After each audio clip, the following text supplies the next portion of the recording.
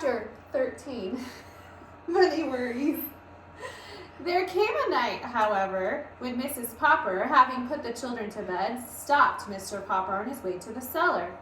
"Papa," she said, "I must talk to you. Come and sit down."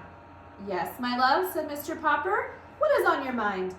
"Papa," said Mrs. Popper, "I'm glad to see you having such a nice vacation, and I must say that it's been easier than usual to keep the place tidy, with you down in the basement all the time. But, Papa, what are we to do for money?" "What is the trouble?" asked Mr. Popper. "Well, of course, the penguins have to eat. But have you any idea what the bills for all those live fish are? I'm sure I don't know how we're ever going to pay for them. And the engineer who put in the basement freezing plant keeps ringing the doorbell and asking for his money." "Is our money all gone?" asked Mr. Popper quietly. "Practically all." "Of course, when it is all gone, maybe we should eat the 12 penguins for a while." "Oh, no, Mama," said Mr. Popper. "You don't mean that."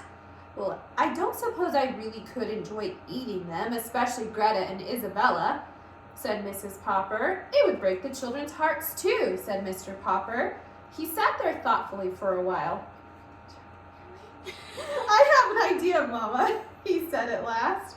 "Maybe we could sell them to somebody, and then we would have a little money to live on," said Mrs. Popper.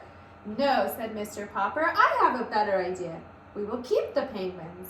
Mama, you have heard of trained seals acting in theaters?" I was just enjoying it. "Of course I have heard of the trained seals," answered Mrs. Popper. "I even saw some once.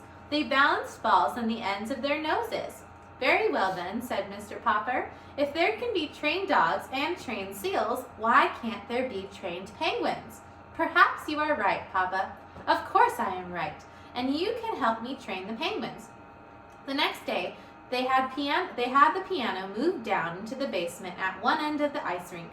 Mrs. Popper had not played the piano since she had married Mr. Popper, but with a little practice, she soon began to remember some of the pieces she had forgotten.